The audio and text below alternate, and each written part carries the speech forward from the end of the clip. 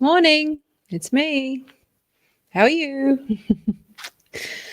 Okay, so today I'm going to do a little one, which should only be about 4 hours, so that's good. No, it'll only be a little one, unless you've got questions, and then it might drag on. But I thought what might help to give you some context in the what we'll do is we'll move from sort of offline world, what we know is true, extrapolate that into the digital world, and sort of move in between those two worlds. So you start to see the relationship between them, how a lot of these things that none of this is new. Like, I think that this is the thing, right? Where most people think that everyone's lost their minds, but I think it's because they're just still. This is something that happens all the time, which is people assume that digital is different to real life, and they don't realize that what we've done is that we've replicated real life phenomena, real life stuff, what we know to be true digitally, and it's gone a bit awry. Okay, and that's probably the flip side of people having access to these tools, and they've, humans have been given access to some pretty dangerous tools, and we're still figuring it out. So that's what I thought might help. Especially given that yesterday was like an hour and 45 minutes, and I'm also realistic and know that most people won't watch fucking 2 hours a day of Taya. But so anyway, so we'll do this one quickly because I think it is important to know about front groups. Okay, so this is something that illegitimate groups, and I brushed on this yesterday, MLM do it, but cults do it, any kind of, organized crime, right? Think about that sort of front, okay? Think about if you have an illegitimate front or something illegal, or you want to do something unethical, or you want to avoid detection, what you do is you hide behind legitimate organizations. So this is, this is just something that everybody does. Again, what we know to be true, okay? Which is if you want to get away with shit, you hide it and you disguise it as something legitimate, okay? Like TikTok, for example. Anyway, but what I thought we'd do is let's have a look at how ISIS recruits, okay? So some of these extremist groups, because I don't want to be sitting there being perceived to also be picking on one particular ideology, because as you know, I happen to be a fucking lefty. So I don't want to be perceived to be, ragging on the left all the time, because this is not, I'm focused on the behavior. I believe that this culty stuff has gone a bit awry on the left. We've allowed this to sort of go unchecked. And so that's why, they're my predominant target at the moment. But at the same time, there's cults everywhere. This is just how cults operate. So let's get a bird's eye view of the behavior, and then you start to see it everywhere. Okay. And it's also, this links very much to the fuckery. Okay. Because if you're hiding in plain sight, this is how people get into, delicate territory here, okay? But, how people gradually get into an abusive relationship, for example. If somebody sort of punches you up front, on the first date, you walk away, right? How these things work and why they're so sinister, and this is, psychological abuse, emotional abuse, spiritual abuse, whatever you want to call it. Right, and cults are spiritual and emotionally abusive. What they do is they sort of make you feel bonded. They give you a sense of belonging. They prey on the vulnerable. It's very similar to any kind of bad relationship, right? Except on behalf of an organization. And that's why I think it helps to sort of have a little bit of a pattern memory for behavior, rather than focusing on, this is an individual, so it's different. It's like, well, no, because corporations, groups, brands, as well as individuals, entities, systems, they operate with roughly the same kinds of approaches because they work. Okay, so like yesterday, I talked about branding and how some of these marketing tactics are basic marketing tactics, right? To see it repurposed and used in such a cynical way, is an evil way, is actually the confronting part, but it doesn't sort of delegitimize the role. This is just persuasion. right? It's just like whether you use it for good or evil, right? All communication is persuasion. All political communication, particularly, that's right, is sales, right? Ultimately, that's why I think I'm fine with both politics and business, because I see them as two sides of the same coin. The only difference between, say, a political sale, so to speak, and a business one or a commercial sale is that the sale is the vote, right? You're selling someone on their vote or an action or something intangible, right? You are not just trying to sell them a thing. And so that's why I see, advertising is evil, but I see the potential, the political side is actually a lot more sinister, because what it does is it actually capitalizes on, like I said before, it capitalizes on our vision of the world. It capitalizes on our desire for connection, our desire for peace, and all of those sorts of things. And that's one thing I think, working across varying groups, business, not just spending my whole life in a fucking not-for-profit where everyone around me is lefty, everyone around me is this. I have sort of not really operated in bubbles. I sort of straddle different ones. And the one thing that I think people need to remember is that most people are actually decent. Okay. Most people don't want to hurt other people. Most people don't, even those that do evil are not necessarily motivated by evil. Okay. And that's where this brainwashing stuff it's important to know, because understanding cult psychology, understanding brainwashing, understanding abusive relationships, understanding coercion, right? It actually ultimately increases your capacity for compassion and empathy for other people. It helps you to understand potentially how somebody got to where they are. So when I first trained as a social worker, one of the things that you do, right, is a genogram. Okay, the first thing that you do is something where you map out the family relationship. Okay, the first thing you do, who are you? I think if you've been to therapy or anything like that, the first thing they do is sort of get a lay of the land. Okay, who are you? Where do you come from? What do you live with? What are your markers, right? Now, that has been weaponized into some weird form of identity politics, but that's what, all good ideas can be turned into a cult, right? So let's separate the belief from the behavior. And when I talk about cults are never about the belief, they're about the behavior. So, and we'll talk about that too, because I think there's a misconception out there, unless you really dive into this stuff, that you first of all think that cults require some sort of crazy belief. Okay, they don't, right? Cults form over legitimate beliefs all of the time. Okay, and cults, they operate in a certain way, they behave in a certain way. Okay, and that's the thing that you need to understand. It's got nothing to do with the belief. And that's why when I talk about this woke cult, I can agree with a large portion of their outcomes, right? I think most of us do.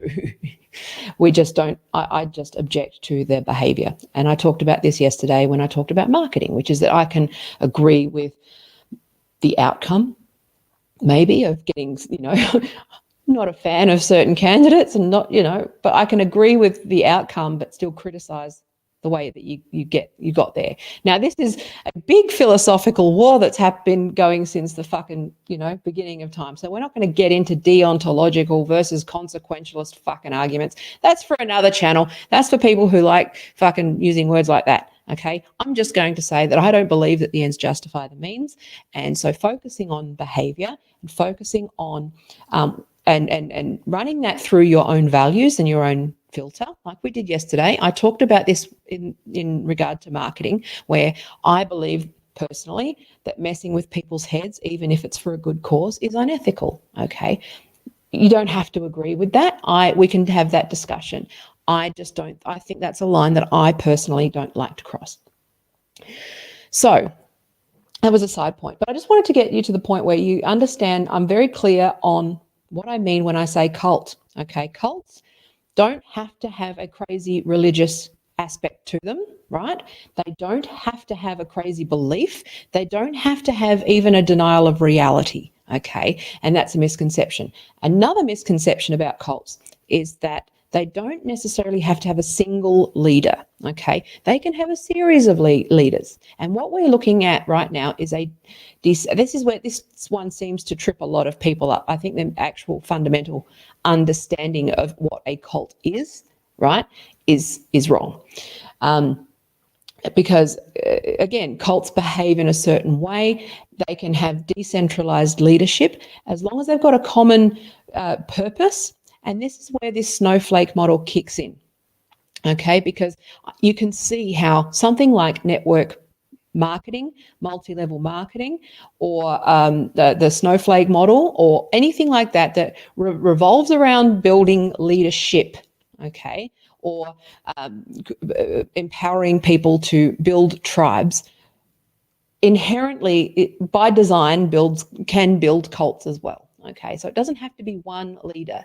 And that's what actually the phenomenon that we're seeing is that we're seeing a series of very organized and some not so organized cult leaders, right?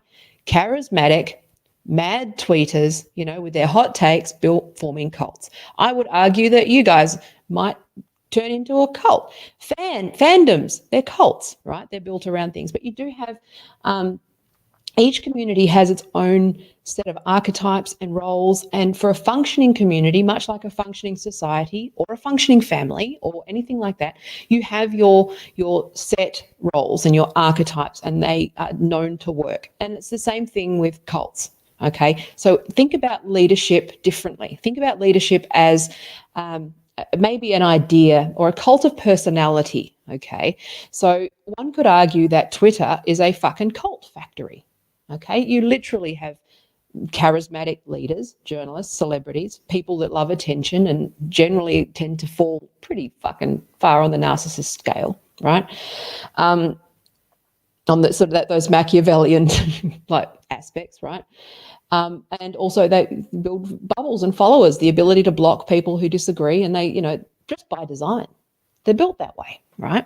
And that is also, again, it's a weaponized version of what makes us human. And that's the problem, I think, when fighting this stuff is that, and I talked about this yesterday, is like you can't throw the baby out with the bathwater here. You can't go scorched earth with this stuff, because a lot of the stuff that you use to fight cults and a lot of the aspects that form cults are good things, right? So that's kind of where I'm trying to just work through this stuff. Okay. Now, so what I thought I'd do is, how do religious extremists, right? Let's say, okay, so now this is probably going to be instantly demonetized because I've already fucking talked about stuff, but whatever. Okay, I don't make any money anyway. I think I make 12 cents. What's the fucking point? So anyway, okay, so let me screen my shares. This is the Freedom of Mind Resource Centre. Now, this is the resource centre that I love and I refer to a lot. But I refer to a lot of different texts when I'm looking at like persuasion and cults and stuff.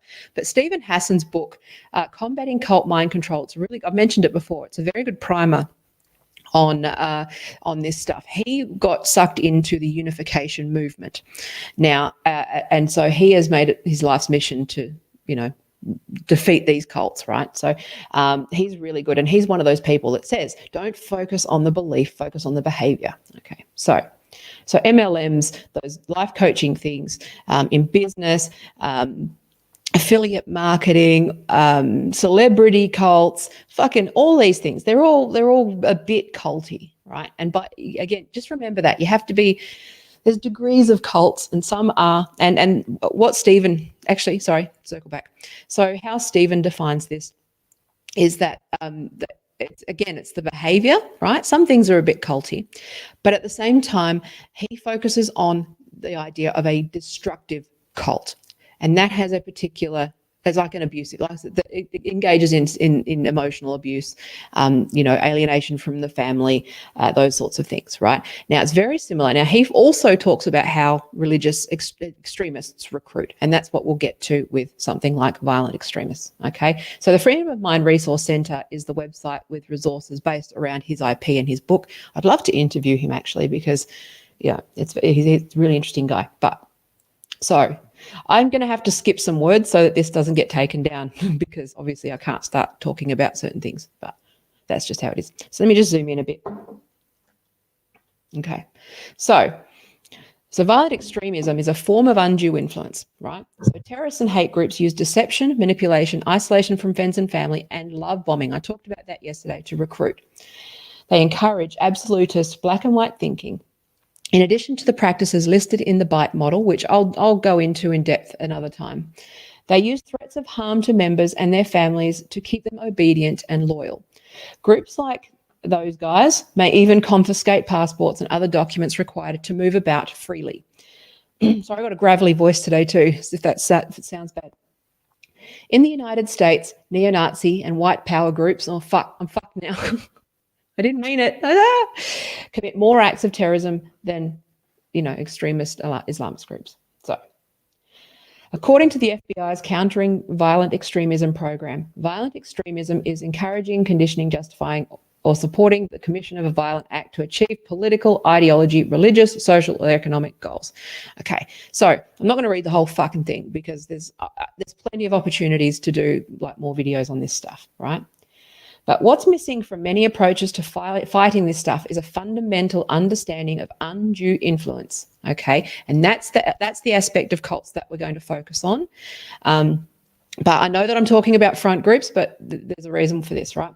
So, and the techniques of hypnosis and other tactics used by these groups.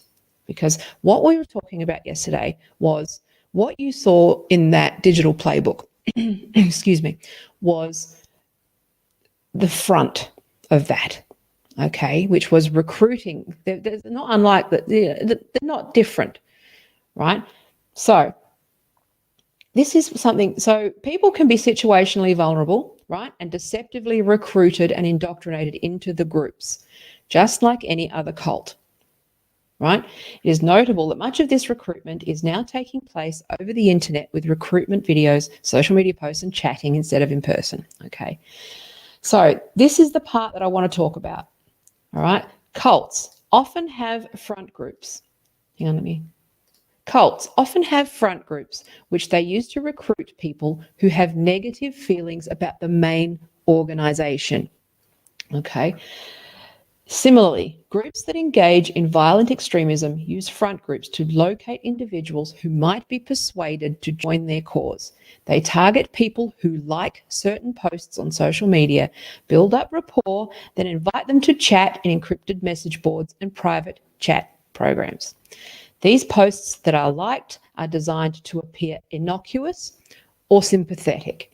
Now, that was the paragraph that I wanted to talk to you about, because if you look at that digital playbook, okay, that we talked about in yesterday's mega stream, this is what these guys do. This is the organizer's handbook, right? The digital organizing handbook. Remember this that we talked about yesterday? Very quickly. I'm not going to go over it again, but look. Building communities. Remember this creepy shit that we talked about? Find the connection between your subject and the campaign. Create a sense of urgency, psychological pressure, okay? Tell people why see? And then ask, the hard ask, okay? These patterns. You need to be aware of this shit. So, after the initial hook, okay, recruiters use a pattern of commitment, drawing people deeper into the group. They start by asking for small favors, like sharing a video or blog post. As time goes on, they ask for more and more involvement. They never lead by asking a person to commit violence against themselves or others. And that's what I was saying about abusive relationships as well. They don't punch you on the first date, right? Recruiters will also use social media to mine information about potential group members. They can later claim that they saw a certain image while praying or meditating and pretend to have been inspired. This is the same tactic that psychic scam artists often use to appear to have supernatural abilities. Recruiters can also use the information on young people's social media profiles to make them feel guilty. People are manipulated into believing that the only way they can be redeemed is by joining or becoming a more zealous member of the group. This is eerily similar to the tactics used by Bible cults. You are a sinner, and the only way to be saved is to attend our group and give us your time, money, and devotion. You see what we're going. So hopefully, like, there's going to be some prerequisite like videos, unfortunately, to work through this stuff. But you're seeing why I started with that digital playbook, and I'm going to keep going back to it. Right? Let's highlight this again. I like this highlighting tool, by the way. It's fucking great. Time spent watching videos and chatting with recruiters serves to further isolate young people from friends and family and decreases the time they have to seek out healthy relationships. Recruiters are skilled at building up rapport and making young people feel like they are joining a larger community, united by one righteous cause. They will even pose as new or potential members of the group in message boards and encourage people to conform to the ideals of the group. They will coordinate efforts to make a potential recruit feel like they have stumbled onto a new group of friends who will love and accept them. This technique is called swarming or love bombing, and I talked about that yesterday. Okay, that digital handbook is the love bombers. This is you see the other side of this now, right? This friendship is often contrived, insincere, and only in effect for as long as it takes to convert an individual into a zealous member of the group. And that's what I said yesterday. The only way to really know for sure if this great new friend is trying to recruit you is to say no to them and see what happens. If they drop you or they harass you, you've got your answer, okay? So I won't go into this, right, too much. But what they do, now, this is the thing that I find interesting. We'll piecemeal. I'll go through these things. There's going to be recurring material, all this sort of stuff. Now, let's look at one that we know to be a cult and that everyone believes is a cult. Scientology. Okay. Now, so let's look at this. So Scientology, like they all do, right? Unification movement, right? They use organizations to look legitimate. Like I said, like organized crime and a laundromat and a butcher. Like, think about those, right? So the Church of Scientology uses front groups to promote its interests in politics and to make itself appear legitimate. Okay, that's the point, is that they need to appear legitimate. Now, many of the groups are founded on pseudoscience, named disingenuously, and underplay their links to Scientology. So Antifa is a classic example of this, right? They say that they're decentralized. They don't have a leader. Yeah, they don't have a leader because they're using the Snowflake model, and it's also plausible deniability, right?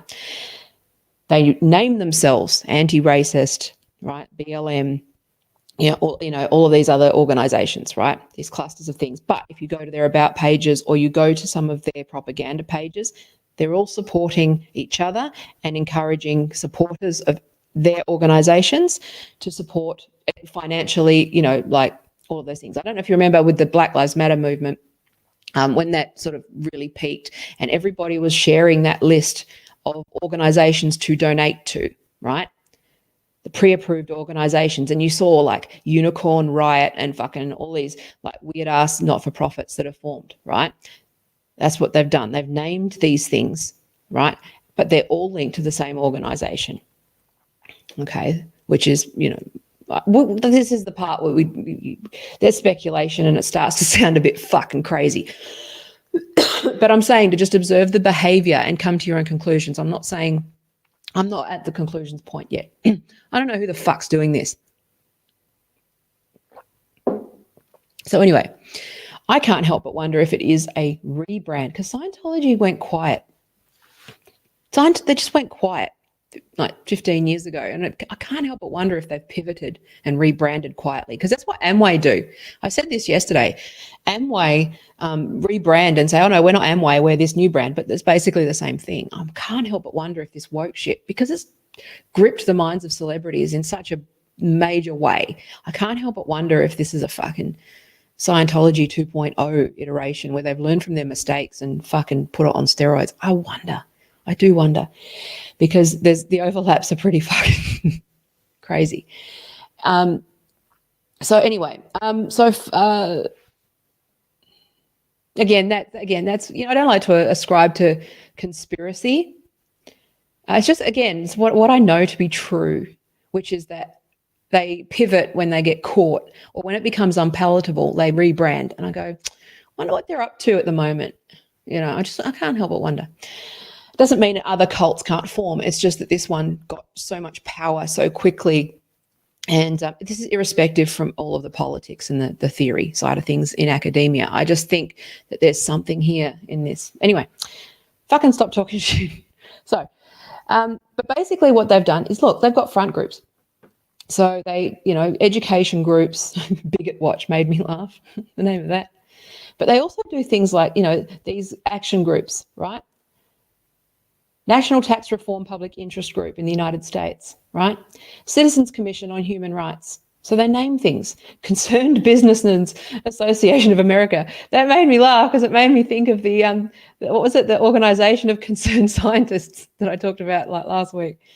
Criminon, right? Rehabilitating prisoners, right? Medical, right? These things are all fronts for recruitment. Okay. Now, this is why you need to understand this stuff.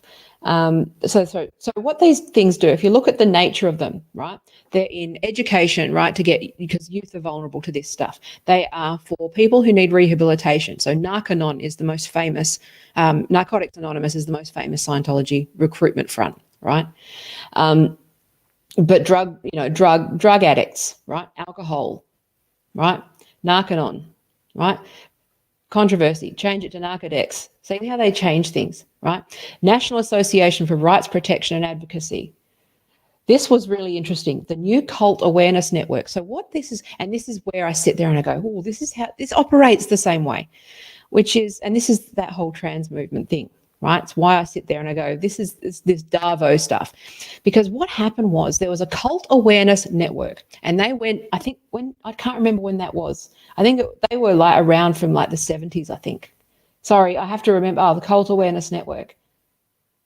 Here we go. The Cult Awareness Network was an organization that provided information on cults, as well as support and referrals to deprogrammers. The organization was founded in 1978 and was eventually overpowered by the Church of Scientology in lawsuits, right? So in its place, the Church of Scientology created the organization called the New Cult Awareness Network.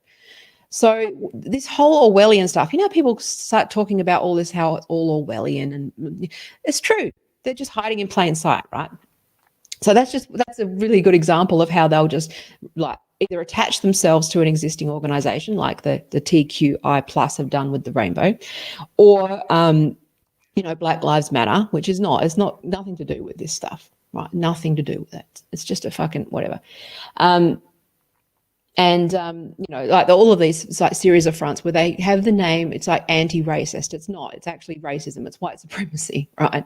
This is what they do. They name it. Or what they do is they will destroy a legitimate organization from within, which they've done with like a lot of the LGBT movements right around the world, like Tavistock and all those sorts of places that they've been sort of infiltrated and taken over. So that's two of the strategies that they'll use. Or they'll just create a series of fronts. Front organizations, right?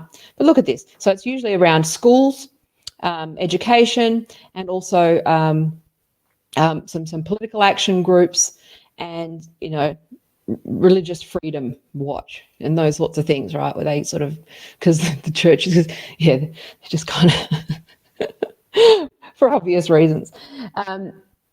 So a whole bunch of World Literacy Crusade. So that's recruiting children, right? And this is what we're seeing with a lot of this gender stuff. It's a new version of this, the same tactics. See, once you see the tactics for what they are, it's very hard to believe the politics, okay? Not the belief. I can agree with the belief and the outcome and name the behavior, okay? So sociology, they use front groups, right? The unification movement uses front groups, right? Christian church uses front, to an extent. The churches still do this, right? They fucking do aged care and all that sort of shit, right? Have to be careful with that one. But, sorry, fucking lights. Anyway, but, they create these things, right? The Collegiate Association for the Research of Principles, right?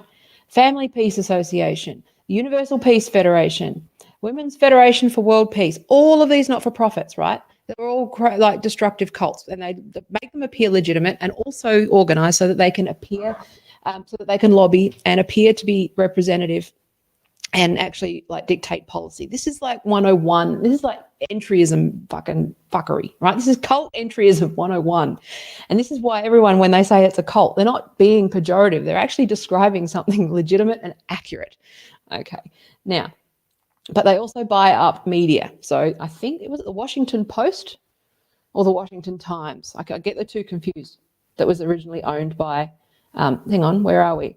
Political, look at this unification. Look how many they own, right? Go to their their Wikipedia page. So many, so that like organizations, education, right? They target interfaith organizations, right? Educational organizations, because children are vulnerable to brainwashing. That's why I'm seeing with this whole fucking safe schools like stuff, all of this like trans shit for what it is, which is that they go straight for the kids. Okay, you groom kids into thinking they can be born into the wrong body, right? It's fucking 101 textbook.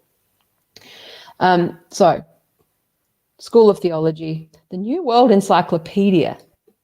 So they want to own the words and the encyclopedias and the definitions, right? Sun Moon University, high schools, okay? Here we go. Organizations in the arts, right? Academy of Ballet. So the cultural targets, again, I've talked about these, right? Ballet is a thing. The New York City Symphony, that's interesting. The Manhattan Center, right? It's crazy. Sports organizations, right? So they just get into everything, right? Political organizations. Okay, so go through these in your own time, but you're starting to see the pattern, right? Businesses, so they like expand into businesses. So automotive, healthcare, manufacturing, maritime, media, News World Communications, right? So it was founded in New York City. And in 1982, the New York Times described News World as the newspaper unit of the Unification Church. Okay, and we're seeing that in the small. So I've kind of digressed, right? But whatever. But Washington Times, my mistake. So I always get that confused. I apologize. But yeah, so basically they go and say, oh yeah, Washington Post or Washington. No, I know. I'll just have the Washington Times just to fucking confuse people, and then you end up reading their shit, right? So a lot of the stuff that I've identified with this woke stuff is the way they strategically name these organizations. I think organizations that are legit don't conceal what they're trying to do. And that's where I sit there and I go, I can see this Orwellian fuckery for what it is, right?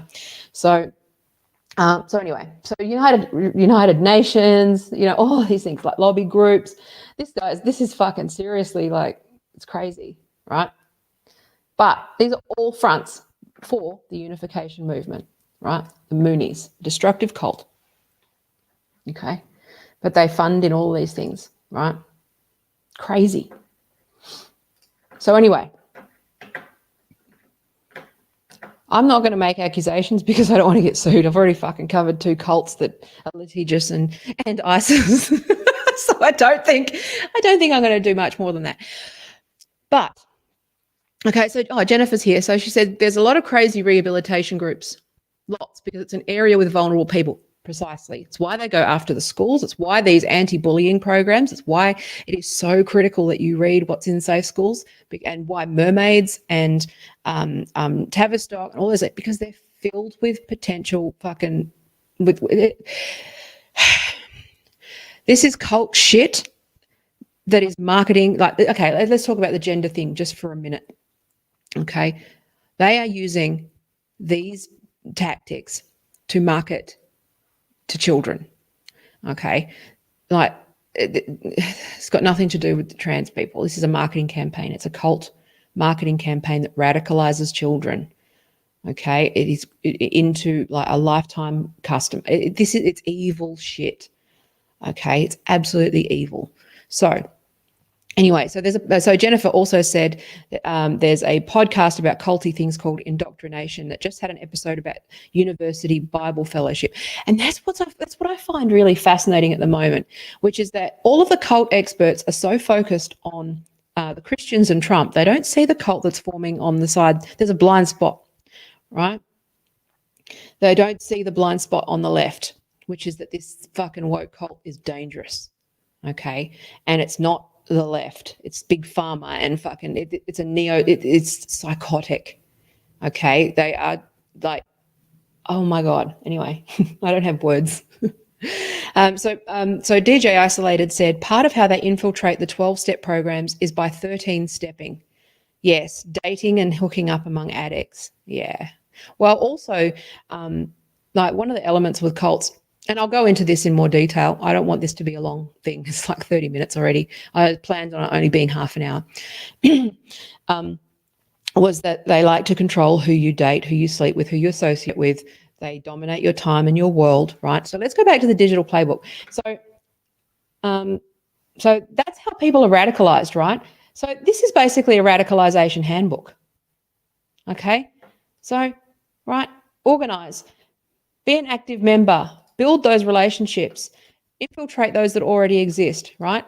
Make this thing, turn them into offline, try to encourage one-on-ones. Another thing that cults try to do is try to get you one-on-one. That's why Jehovah's Witnesses knock on your door, right? And they try to get you in a state where you can't be, again, when you're on your own, you're less and outnumbered, you're less likely to say no, you're more likely to be like, you can't go and verify the information while you're sitting there. They outnumber you with their like alternative facts, and you go along with it, and all of a sudden you've fucking signed up to a cult, right? Or an event, right? Or an increasing number of commitments. So this is the thing, right? And this is what this playbook. So I wasn't sharing the screen, hang on. But so see how it's like recruitment, add everyone, right? Get them to commit to meetings, right? Target people. Okay, how is this any different? So find other groups, right? Target vulnerable groups, target cultural groups, right? Get them to, here so we can gather information on them, okay? Be the biggest cheerleader for the group, right? So they've really weaponized this cult psychology stuff into grassroots, under the guise of grassroots activism, right? So it is a cult. You compare those two things. Contrast them. They literally say acronym are the organizing group for the like progressive left, and they're using the exact tactics that cult expert talks about with radicalization. So you want your smoking gun, there's your smoking gun. That's why this document in particular is the fucking smoking gun, because it actually just hides in plain sight and shows you exactly what they're doing. So look, where are we? So we get now, that's right, yesterday, sorry, one sec. I wanted to clarify something yesterday that I missed out. I watched the video back. The reason why they focus on Facebook is because Facebook is the focus of the campaign, right? The second reason why they focus on email is because Facebook functionality allows you to do, if they have your phone and email address, what they can do is have more precise targeting of the ads and propaganda, right? So they are better at identifying you. They know that you are, so they'll like put you from sort of cold right up to hot lead. And if they've got your email address, right, you can actually, I should maybe walk through the Facebook ad platform with the custom audience. It's called a custom audience.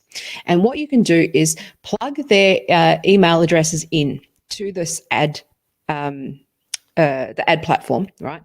And what that will do is it will specifically target those people. So what you could do is this is where you need to know about sort of remarketing and targeted ads and how sophisticated these things actually are and how you set them up. But what you can do is, like, imagine, how if you've browsed a website, right, and you see a pair of shoes, and then you leave that website, and then all of a sudden you start getting those Facebook ads, right? Or you start getting Facebook ads for something that you subscribed to their email list, right? Or you were in store at Priceline. They said, can I have your email address for a 10% discount? And you give them your email, and that email is also linked up to Facebook. That's how they target you and go, that specific user is sort of a warmer lead than one that hasn't opted in and given us our address. what you do is, so the reason why they're pushing for people to collect email addresses is because they want to be able to build those custom audiences. It's the CRM, the customer relationship management in the background that is doing all of the fuckery here. So what they're doing is they're gathering information on you. Okay, so anyway, that's why I didn't clarify that yesterday. I can go into custom audiences a bit more another time, but so here we go. So Paul said same thing happened in the Soviet Union in the 1920s. Yeah, so a lot of that's the thing I think that in 2020 when you sit there and everyone's lost their minds. The thing is they actually haven't lost their minds.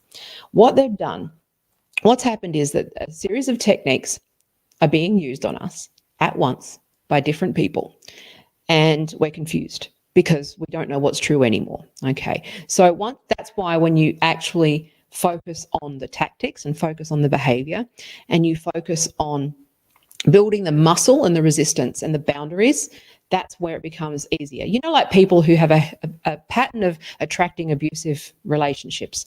At some point, you need to look at yourself and you need to work on yourself and be able to set boundaries and only accept certain behaviors. Like I have a zero tolerance for emotional blackmail, right? I have zero tolerance for fucking gaslighting, zero tolerance in my relationships. Ask anyone. There's people that I should be talking to that I don't talk to because I'm zero tolerance on their head fuckery and manipulation. I don't tolerate it. But again, I feel bad, right? Because I've been alienated from people like that I adore, like my own kid, like it's fucking crazy. But I won't put up with their shit. And that's what you have to do for your own health.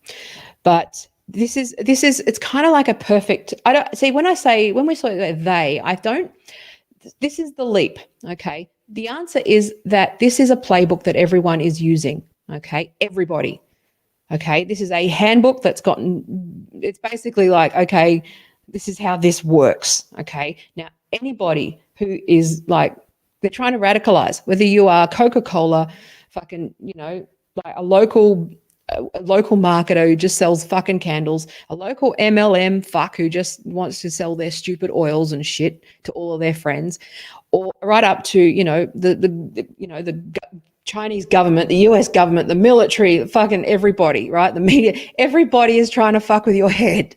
So don't let them fuck with your head, and that's the point. Okay. Now, actually, what I might point out, there's this great new website, right? I love this. Get this app. Okay. Such a great idea. Let me share my screen. It's called Ground News, right? Ground News. And I will show you, right? So what they do is they take the news, and what they do is they show you the headline and the story, but they actually show you like all of the headlines. So they syndicate all of it, right? So Yahoo, Guardian, like Left. I mean, again, these are simplistic fucking terms, and like, let's not be like perfect, be enemy of the good. This is a great idea. You really should get behind it and download it. And I've been talking to the founder. Fucking awesome. Okay. Now, and if you're in Australia, they're looking for partners. So this isn't sponsored. Nothing. I didn't like. I just love this thing. I'm using it as my primary news now. So just to find out what's happening. So look at this. So what it does is it shows you all of these like headlines. And you get to see how it's been covered. So you get this, it focuses around the story, right? And then it shows you the headline, where it was published, but it also shows you a rough thing, right? So it's only like a rough bias, right? So you can share the bias report. And it also gives you a blind spot report by email every week. So which ones you might have missed. Like the work in actually having to read these fucking, like all of these. Hang on, there we go. Now, so look, where are we? Let's take it, hypochondria. I love that word. So see how it shows who's reporting it, right? I'm trying to find one that's got a blind spot. Where are we? Yeah, so see how it shows right publication, so roughly balanced, how it's reported. Let's go to anyway, let's do a Trump thing because it's always fucking polarized. Let's have a look. See how it says this report's coverage is more right. So it shows that these things are sharing yeah, it's just a really great publication. Anyway, I know that was a side point, but I've been meaning to share this idea with you for some time, so check that out. But do check that out. Ground News. I think I've actually got a referral code. If you want one, I think. I don't know. There's no. I don't get anything. I really like it. I signed up to premium. It's $30 a year, and I'm actually getting fucking news again. Okay. I'm actually getting a sense of the story without having to go and read all of the shit. You can't trust the trending topics on Twitter anymore, right? You can't trust the algorithms. But this was actually very interesting. I love this idea. Anyway, so we go. I'm looking at the comments. So part of how they, I once worked with a cancer survivor who was a Jehovah's Witness. She was a nice person, but vaguely zombie-ish. Yeah, that's just cult members. It's just how it is. They target vulnerable people. And especially when you go through things like health problems or, cancer or anything that sort of those identity quakes. And I'll talk about identity quakes as well, because identity quakes make you incredibly vulnerable to these things. But when you go through a massive life-changing event, and everybody is at the moment, that's the thing. We're going through a collective identity quake. And that's what's scary, because we're all vulnerable now to this type of stuff when we ordinarily wouldn't be. So, I've fucking nearly died 3 times. I've been I know who I am. I have a good sense of self, what my purpose is. I know I've got limited time on this planet.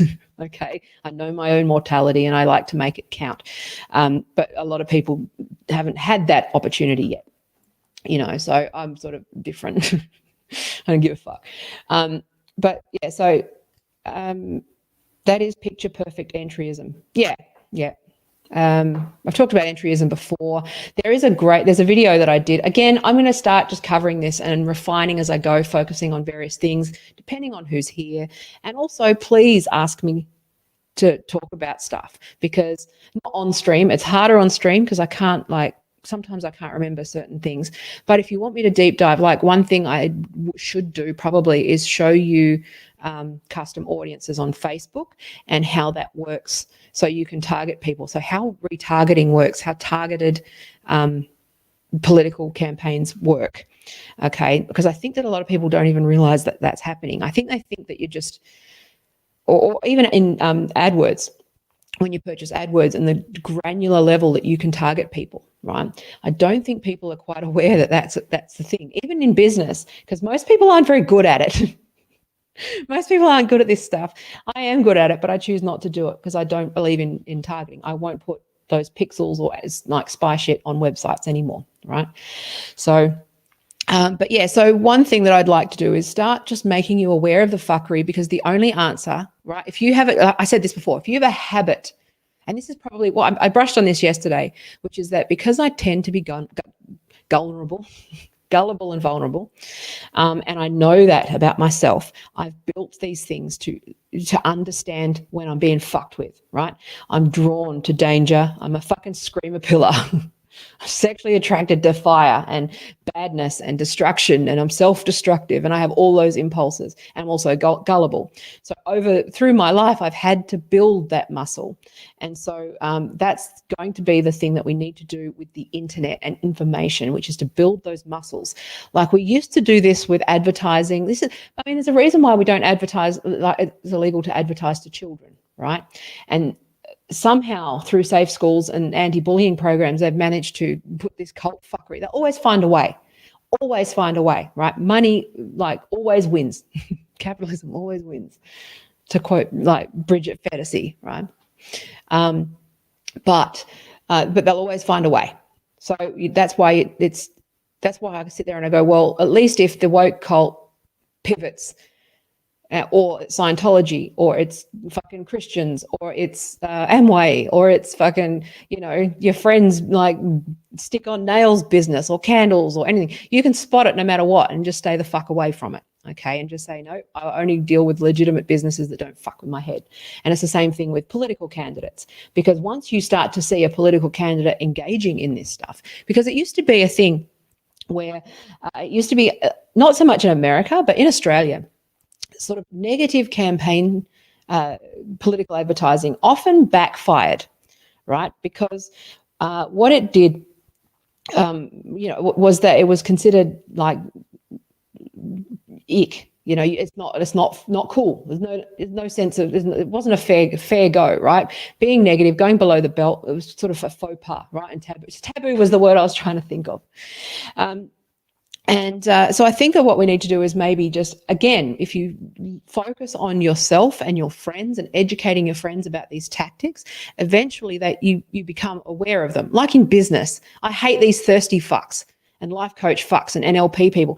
Even if they're legitimate business people, the second they start talking about this thirsty like affiliate marketing bullshit and funnels, I'm out. I don't deal with it. I won't do it. I won't implement it. I have a pop-up for my email on my website and I fucking hate it. I'm going to get rid of it because that's about my limit. And but it's just, I go, ugh, like, no. But at the same time, some of those things are necessary.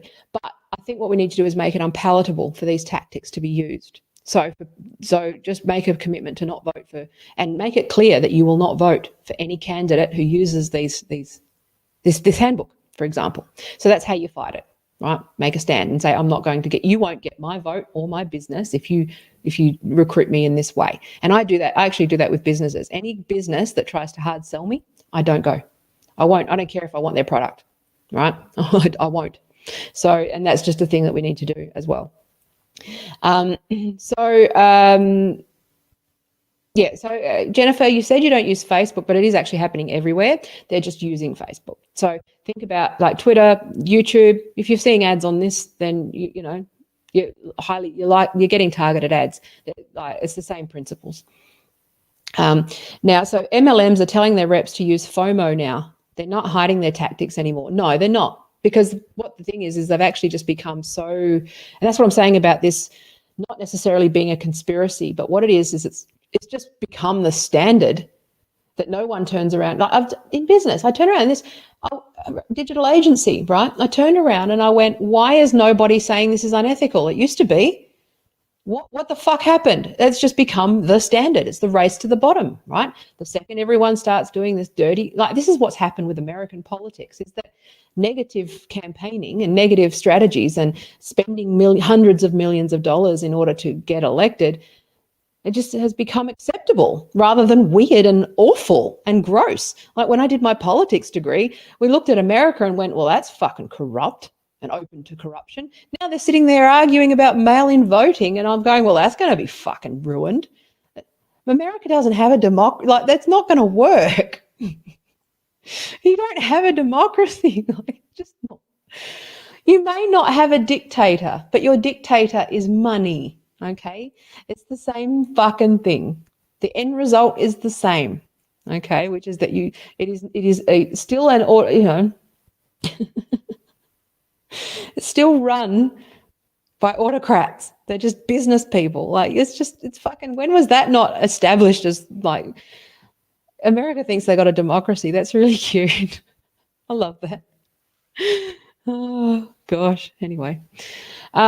So I just thought that I think the thing that I'd like to focus on more is how people are fucking with you so that you can be aware of it. Use it to your advantage in an ethical way, right? I'm not saying some of these tactics like custom audiences, right? They're a good way to re-engage customers, like at a retail level for consumer goods, for example, getting someone for like a checkout abandonment. They might have just gotten distracted. Like I actually like good remarketing. So what you could do with a remarketing campaign is like they were browsing the website, they looked at the sneakers, and then they abandoned added it to their cart, right? And then they left the website or they left it open or whatever, right? What you could do is then run a targeted campaign offering them a 25% discount on those precise sneakers that they actually looked at, and that incentivizes them to go back. Now, that's good remarketing. Most people don't do that. Most people are fucking idiots in agencies. But that was the goal of it, right? That's the good side, which is that people go, oh, yeah, here's a little incentive, right? But you can see how that direct targeting, because it used to be a faux pas to have negative campaign messaging. Now you don't even get you can't even get told when you've gone too far. You can just lie. And what you do is you segment the audience based on who will just believe your lies, and you can actually just hide in plain sight, right? Using this front, like that I took with acronym with the website, with the content, they can just say, whatever they want, because they're targeting the people who are in the bubble, right, who are likely to believe it. This is where the persuasion score sort of kicks in. And they're not going to get in trouble because people like me won't see the ad. So they won't be able to call it out. They won't be able to say, like, no one on the right, no one, they're targeting the people that are not going to take exception to the facts or try to tell the truth. They're targeting the people that don't do that. And that's the danger of this targeted political advertising. And this is why Facebook got rid of it. And that's why people really need to know that these fuckery, like, Facebook are doing the best they can, but it's gotten away from them because you've got ex-Facebook employees working at Acronym creating the exact identical clone product that uses the Facebook API. It's astonishingly evil, okay? And I don't care if it, and it's not the left or the right, it's just that's their example. But I just wanted to show you, right? They're grooming into extremism, right? World War III will not be fucking tanks and guns and borders. It will be on every street corner with tribes and people who have been activated onto the streets. And that's what we're seeing in places like in the US. I think that the far right have actually shown remarkable restraint. They really have, I think. I thought that it would be, Antifa and the far right going at it and the guns coming out and them all just fucking shooting each other. I'm surprised that they've shown as much restraint as they have. That gives me hope. I actually don't think that the far right really exists as much as people say. I think that I think that these people are the far right. The more that I think about it, the more, like when I saw that article as well, and it reminded me, because every so often, like you can know stuff, but then you get reminded. And they said that they often present, like with front organizations, and I know I didn't cover that too well, but we'll get there. With front organizations, often the front organizations are something that are the opposite or tease people into the extreme organization. Now, why would something like BLM or whatever, or let's use the trans movement, right? And I'm probably going to get in trouble for this. It's not a theory. We're thinking out loud. We're wondering, whimsy, etc. If you wanted, and I said this, I've touched on this a few times, if you wanted to implode racial issues, gay issues, feminism, would you enter those organizations and create organizations that look like they're fighting for those organizations but actually destroying them from within? And it's increasingly looking like this may be the way that the far right organize and hire, because white fragility and all those things, the it's still the same thing. The TIQs, sorry, the TQ plus, the alphabet people, separate from LGBT, right? The alphabet people are inherently homophobic, right? The way that, I can't help but wonder. The T is a different one, but because that one seems to be that's a big pharma thing. That's just hundreds of thousands of dollars in custom, right?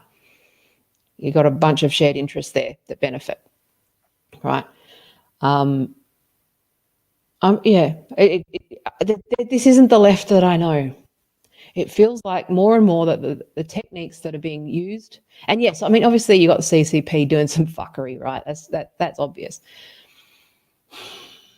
But I don't know. It feels like anyway. I think we're stumbling on it. We're going to diagnose it. We'll get there. But thank you. Oh, Katie gave me a super chat. Thank you so much. That's great. I love that. I love getting super chats. It's weird. It makes me feel like I should take my top off, but I know you just, whatever. So I think I'm going to go. That was supposed to be a quick one, but it's an hour long. My referral code for Ground News, I will have to look it up on my email. They sent it to me. I will post it in the description if that's okay. Because I don't want to sit here. Nobody seems to watch me search my email. But I'll put it in the description. I'll put it in the tweet. But yeah, do support, because it's so needed right now. And again, nobody's fully impartial, but they're doing the best that they can. So that's me for the day. I know I didn't really cover front groups, but I just wanted to, get this stuff front of mind, and we'll learn as we go, bits and pieces, and we'll get there. So Any questions? That's it. Yes, I will. I'll put it in a tweet. Okay. Thank you, Doves and Letters. I will do that. Thank you so much for the super chat. That's so cool. I will be talking a little more about the handbook tomorrow. I'm building up to it. Okay, so I'm trying to do this in piecemeal. I know that I go off on tangents, but if you sort of dedicate a little bit of time, you will learn. This is just my process. You know what it's like. I love you. Thank you for your precious life seconds. Stay well, stay warm if you're in Australia because it's fucking cold. And I will talk to you tomorrow. I might do later in the day tomorrow because I'd like to let the UK be around. But because, you know, the opportunity for people to participate is good. But if you want to support me on Patreon, that would be wonderful. If you want to give a one-off donation, that would be wonderful. I'm trying to do work here, but, you know, I can only do so much. Got to do the bills and stuff. All right. So thank you very much. And I'll talk to you tomorrow. I will decide what I'm doing. It's in this vein, but I'll do a bit more. Thanks, everybody. So thank you, Katie. Thank you, Doves and Letters. Thank you, Jennifer. Thank you, Flickr. Thank you, DJ Isolated and Paul. And I don't see Periscope people unless they comment. But thank you. I love you. Have a great day, and I'll talk to you tomorrow. I'll let you know the time, and I will send that referral code, and do check out Ground News. Highly recommended. Take care. Bye.